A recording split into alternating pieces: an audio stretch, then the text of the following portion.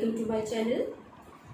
मैं आपको आज चैप्टर 2 यूपी बोर्ड का बताऊंगी, जिसमें एसिड, बेस और सॉल्ट है ना, चैप्टर का नाम है। उसमें हम सबसे पहले डिस्कस करेंगे एसिड क्या होते हैं। एसिड क्या होते हैं? एसिड नाम से पता चल रहा है, एसिड जो है लैटिन शब्द एसिडस, लैटिन शब्द होता है, एक लैटिन वर्ड है, एक एसिडस। एसिडस का मतलब होता है सॉर इन टेस्ट, सॉर इन टेस्ट। इसका मतलब क्या होता है ना, लैटिन वर्ड है एसिडस, एसिडस से ही हमारा एसिड आया है।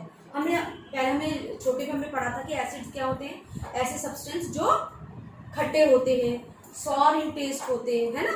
उसके बाद उसी वर्ड से ही ये आया है एसिड। तो एसिड क्या है? एसिड जो है ऐसे सब्सटेंस जो सॉर इन टेस्ट होते हैं, वो हमने पहले से पढ़ रखा है ना।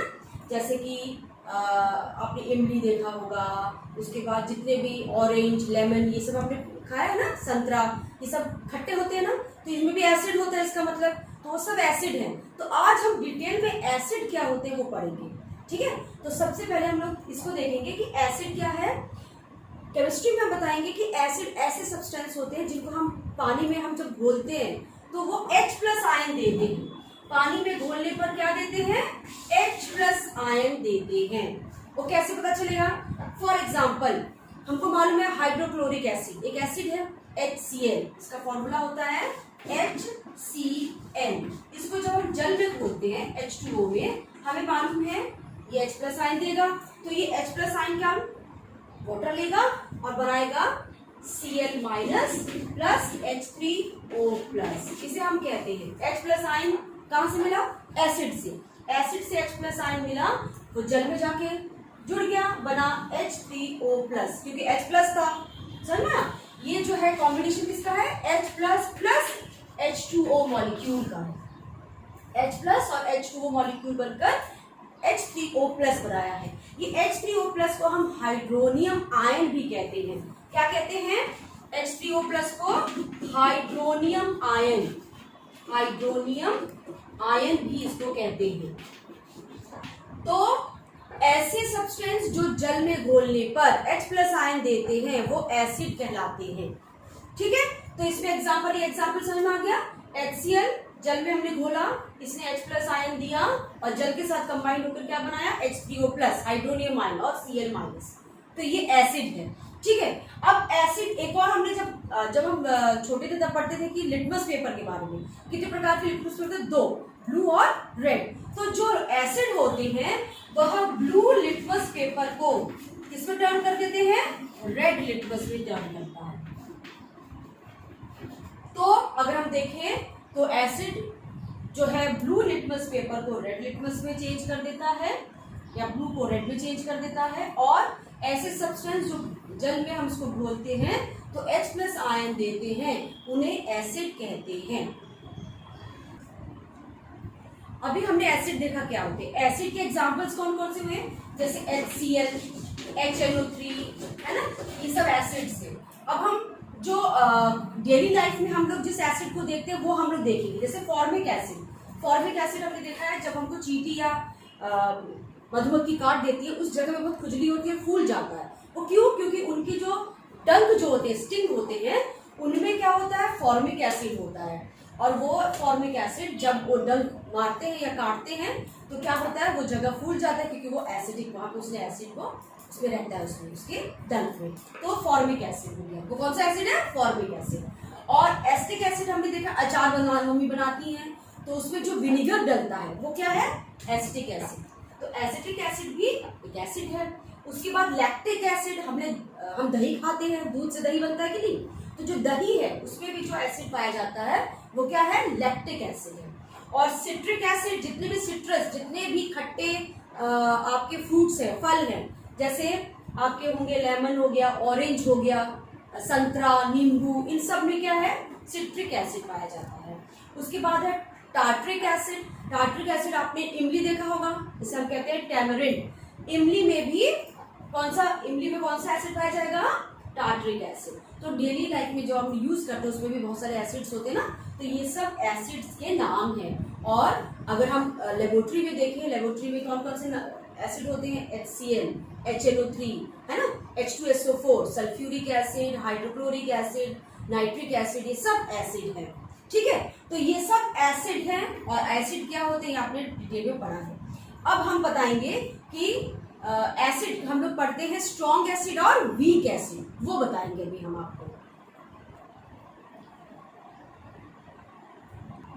स्ट्रॉन्ग एसिड है ना, वीक एसिड और स्ट्रॉन्ग एसिड हमने बताया। अभी हमने बताया कि एसिड जो है पानी में हम इसको घोलते हैं या डिसॉल्व करते हैं तो आयन में टूट जाते हैं। और कौन सा आयन, H+ आयन है ना। तो इसमें हम सबसे पहले स्ट्रॉन्ग एसिड और वीक एसिड हम कैसे इसको बताएंगे, कौन से एसिड स्ट्रॉन्ग है और कौन से वीक है। ऐसे एसिड जो पानी में घोलने पर या डिसॉल्व होने पर कंप्लीटली डिसोसिएट हो जाते हैं आयन्स में, कौन से आयन, H+ आयन में है ना। तो ऐसे सब्सटेंस जो पानी में डिसॉल्व, पानी में घुलने पर संपूर्ण रूप से आयनीकृत हो जाते हैं या पूरी तरह से आयन में डिसॉल्व हो जाते हैं, आयन में टूट जाते हैं, ऐसे एसिड को हम स्ट्रॉन्ग एसिड कहते हैं।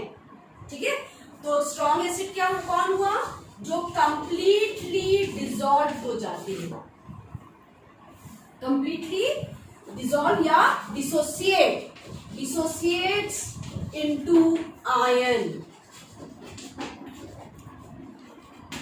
जो कंप्लीटली डिसोसिएट टूट जाते हैं आयन में, उन्हें हम कहते हैं स्ट्रॉन्ग एसिड।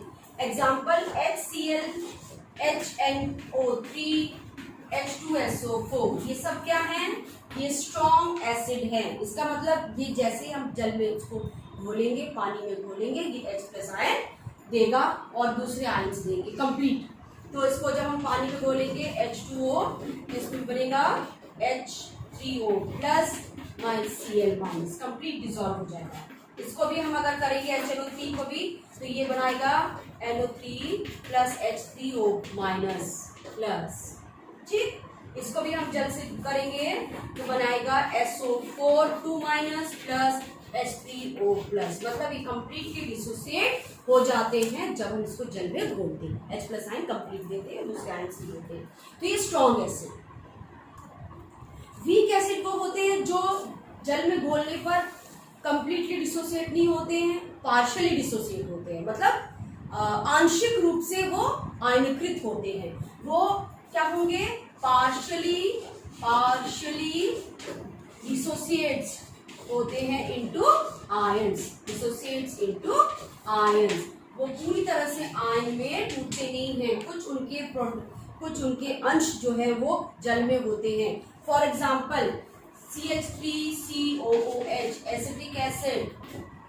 ठीक है, एसिटिक एसिड पूरी तरह से कंप्लीटली डिसोसिएट नहीं होता है वाटर में, है ना। ये भी H+ आयन देगा लेकिन कंप्लीटली आयन्स में डिसोसिएट नहीं होगा, पूरी तरह से आयन में टूटेगा नहीं। तो ये कौन से एसिड हो गए, ये हो गए वीक एसिड। ठीक है, स्ट्रॉन्ग एसिड और वीक एसिड समझ में आया। अब है हमारा डाइल्यूट और कंसंट्रेटेड एसिड।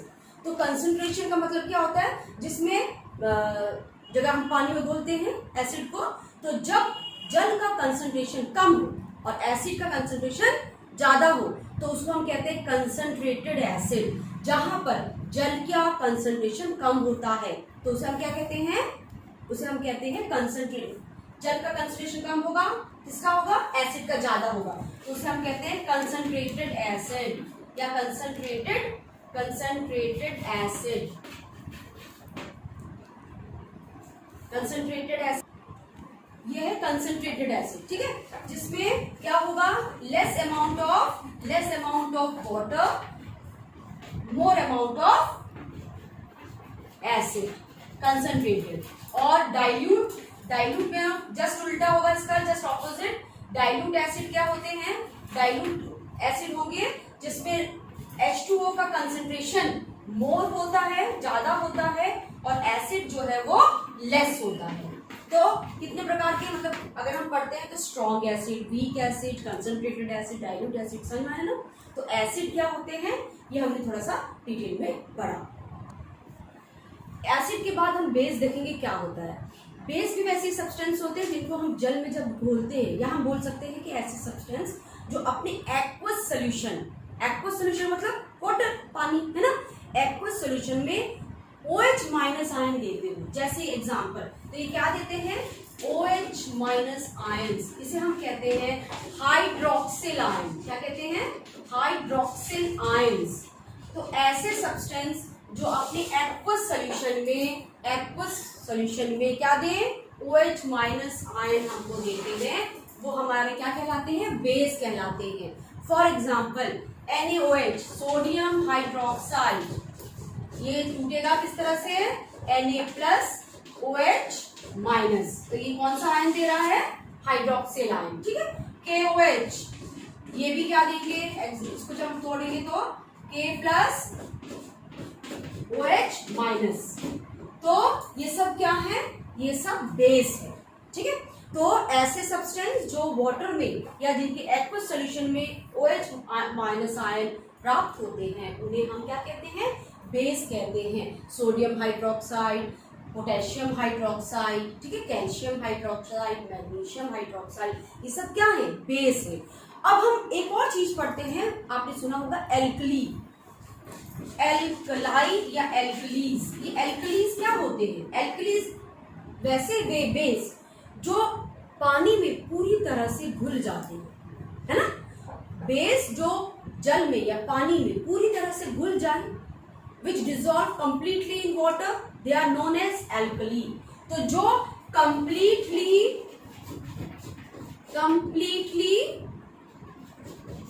डिजॉल्व हो जाए, वाटर में कंप्लीटली डिजॉल्व हो जाता है, उसे हम क्या कहते हैं, एल्कली।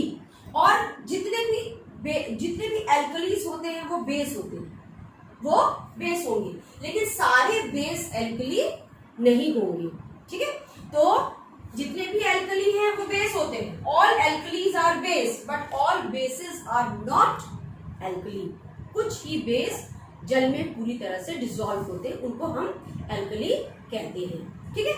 जैसे हमने एसिड में पढ़ा स्ट्रॉन्ग एसिड और वीक एसिड, वैसे ही स्ट्रॉन्ग बेस और वीक बेस भी होते हैं। सेम फॉर्मूला वही है, मतलब डेफिनेशन वही है कि स्ट्रॉन्ग एल्कली या स्ट्रॉन्ग बेस कौन से होंगे, जो पूरी तरह से आयोनाइज्ड हो जाए, पूरी तरह से आयनीकृत हो जाए, वो क्या होंगे, स्ट्रॉन्ग बेस। और जो पार्शियली आयोनाइज्ड होते हैं वो वीक बेस, है ना, वीक बेस। और जो अब कंसंट्रेट और डाइल्यूट का बात करेंगे तो उसमें भी वही चीज है, कंसंट्रेटेड में क्या होगा, इसमें कंसंट्रेशन में क्या होगा, जो हमारा बेस होगा वो ज्यादा होगा, उसकी मात्रा हमारे पास ज्यादा होगी, और जल की मात्रा क्या होगी, लेस होगी, कम होगी। वैसे ही हमारा डाइल्यूट में भी यही है, जो हमने एसिड में पढ़ा वही है। इसमें क्या होगा कि बेस का जो कंसंट्रेशन है वो क्या होगा, लेस होगा, और पानी का ज्यादा होगा। तो हमने इस वीडियो में हमने एसिड और बेस पढ़ा कि क्या होते हैं एसिड और क्या होते हैं बेस। नेक्स्ट वीडियो में physical and chemical properties of acid और बेस पढ़ेंगे। Thank you.